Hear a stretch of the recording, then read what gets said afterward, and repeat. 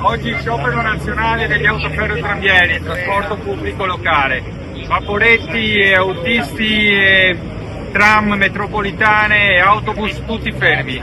In Veneto l'adesione è stata bulgara e sarà una giornata di passione. Ci dispiace per l'utenza, siamo qui davanti al Ministero dei Trasporti per protestare tutti uniti, FILT CGIL, FILT CISL, Will to Will, Faisa CISAL, UGL, autoferrotramvieri. Il governo deve ascoltare la voce degli autoferrotramvieri.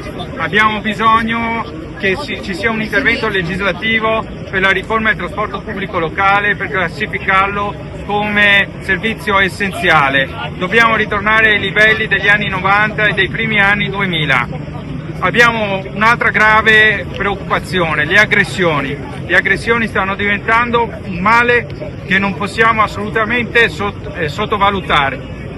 Questo contribuisce a non trovare più autisti e marinai. Di qualche giorno fa gli amici ferrovieri sono stati aggrediti da dei balordi e c'è stato uno sciopero. Non vogliamo arrivare ad avere purtroppo situazioni di grave pericolo con accoltellamenti. Tutti i giorni gli autoferrotramvieri vengono aggrediti verbalmente, calci, pugni, schiaffi. Abbiamo diritto di lavorare in serenità e di fare un turno in tranquillità e tornare a casa dal lavoro in tranquillità dalle nostre famiglie. Un contratto che è scaduto il 31 dicembre 2023, un contratto che dia uno stipendio dignitoso, un contratto che assicuri l'equilibrio tra vita lavorativa e tra vita privata per la garanzia del work-life balance. Ecco perché protestiamo. La FIT sempre accanto ai lavoratori è sul pezzo. Qui da Roma.